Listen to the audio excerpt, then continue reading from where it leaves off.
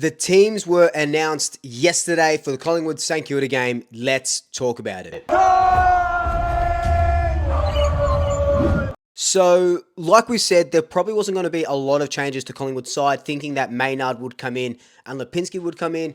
At training, or in the presser at training, it was announced that Braden Maynard wouldn't play, even though he trained fully this week and he looked great. I went to training, he trained fully. He looked incredible, right? Looked like a player that was absolutely ready to go. Fly comes out and says that he's just a couple of sessions short. They want to put more kilometers into his legs and all this sort of stuff. So they'll give him a rest. Most likely, or more than likely, comes back against West Coast Eagles next week. So we only make the one change. Now, Will Hayes comes out and Patrick Lipinski comes in.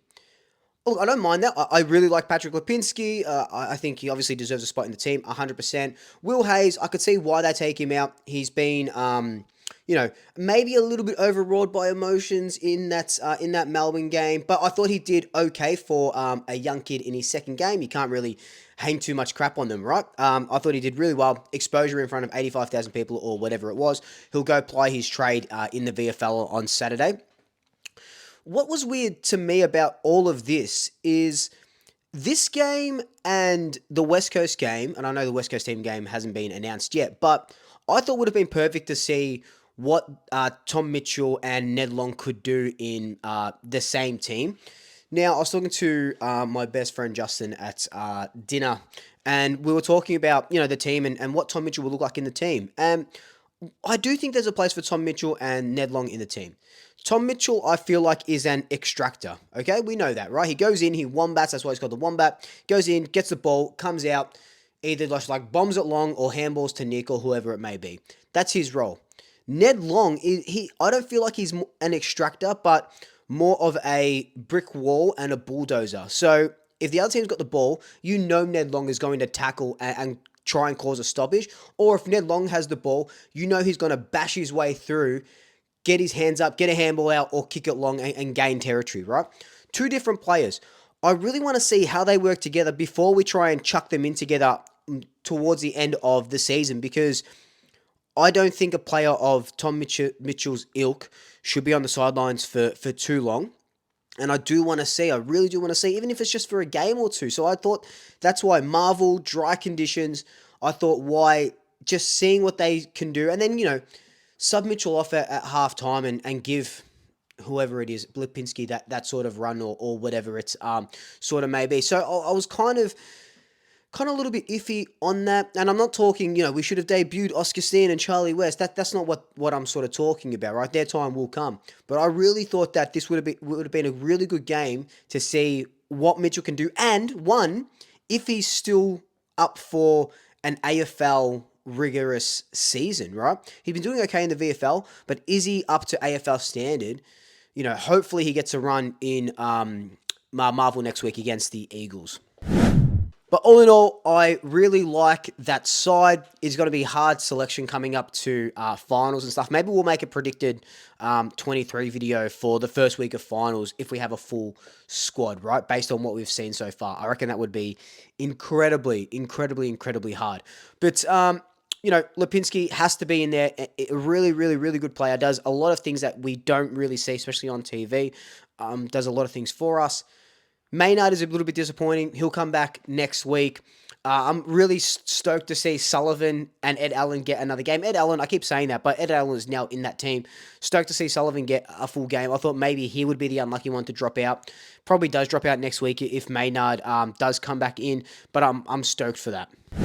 Saying that, on the interchange, we have Lipinski, Josh Dacos, McStay, Ed Allen, Will Hoskin-Elliott. The sub is going to get announced an hour prior to the game with one of those guys on there.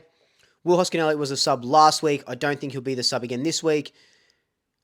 I think it's either Lipinski or Ed Allen, you would think, right? Would they give Ed Allen... I think it'll be Ed Allen's turn to put the sub vest on and then come on at 3/4 time or halfway through that third quarter if we really need to. I always like Will Hoskin-Elliott as a sub because he is that utility, that Swiss Army knife. Can play anywhere on the ground. And you saw what he did when he came on against Melbourne.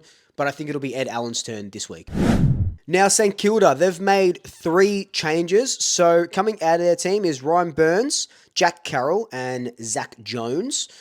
Coming into their team is, Darcy Wilson, Mateus Filippo, and the Flying Viking in his debut game, Alexander Toru, who is apparently, well, not even apparently, I've seen it. I've seen his highlights, smashing it in the VFL. Against the Zebras, he had 12 marks. 8 of those were intercept marks. So he has been killing it. He's a top 10 draft pick. I think he was pick 10. St Kilda are now starting to play the kids. They've got a good mix of old and young. And it's just going to be interesting to see what that really looks like. Like, if you watch the opposition views, and I recommend you go watch it with Sammy from Saints TV, it's not so much throwing the towel in, he was saying. It's very much, these older guys won't be here for our next premiership. Let's get these young kids in and see what they can do against the best team or the benchmark of the competition. All right, so my favorite segment of Team Talk now is going through the comments and picking my favorite ones that I've seen. Opposition comments, of course. I should probably do it for Collingwood comments. That'll come next week, right? Let's look at opposition comments and look what they're saying about the team that there was selected. Now, the first one says, we seriously need to get games into the young guys and build the future. The older players are not going to take us to a premiership. So, pretty much what my boy Sammy was saying. St Kilda, unfortunately, are starting to look to the future, seeing they got a raft of first-round draft picks, seeing what they look like, and against the benchmark team. And that's what it is, and that's probably what it's going to be for the rest of the year. And honestly, it means that we've got a really good chance to absolutely knock them off on Saturday. The next one says, the Viking debut has Rewalt-like excitement when he started. I hope this kid lives up to the hype. Bring it on. I know I wanted to include something super positive because I love that, and you don't usually see that. So I wanted to include something super positive there because there is a couple of how's it going ones a little bit later. So everyone's really excited for the Viking. Even I'm excited for the Viking as a Collingwood supporter. So I absolutely love that. Another person says, are you joking? How does Garcia or Boxall not make the squad? So there were a couple of like this, like, how does Butler, how do Hill keep getting games, and how do these older players keep getting games, keep playing the young kids? But in my opinion, it's all a balancing act, right? You can't just get rid of all of your older players and start playing all these young kids, because then you turn out like a West Coast. You'll turn up like a Richmond as well. St Kilda still need to try and compete as best as they can. You can't throw the baby out with the bathwater. Collingwood by 80, nice and simple. I would love an 80-point win. Is it going to happen? Probably not. Here's the one that I was sort of talking about earlier. They should have dropped Hill and Butler too. The season's stuffed, so bring in some more of the young guys and leave them in for the rest of the year to see how they develop. I understand that. I fully understand that. But again, can't throw the baby out with the bathwater. And even as Collingwood supporters, we've seen what that can do, and it's not a good look. It's not a good look if you wanting to compete for the top 8. Hill, Butler, and Hall extremely lucky. So there's a lot of talk about Hill and Butler.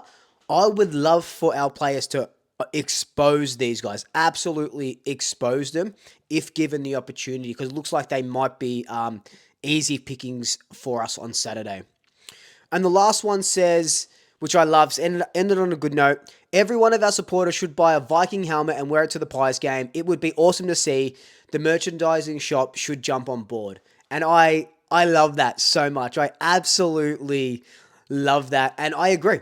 I'd be surprised if St Kilda maybe didn't do that. Even if it's just like cardboard Vikings on a stick or something, it would be a very missed opportunity. But that is what the opposition is saying. Now I want to know what you guys are saying. Let me know in the comments down below. What do you think of our team? Were there any changes you would have made? Did you want to see a couple of kids debut? Let me know down below. But until then, like, comment, subscribe, tell your family, tell your friends, tell your pets. And until next time, double shackers. I'll swoop you later.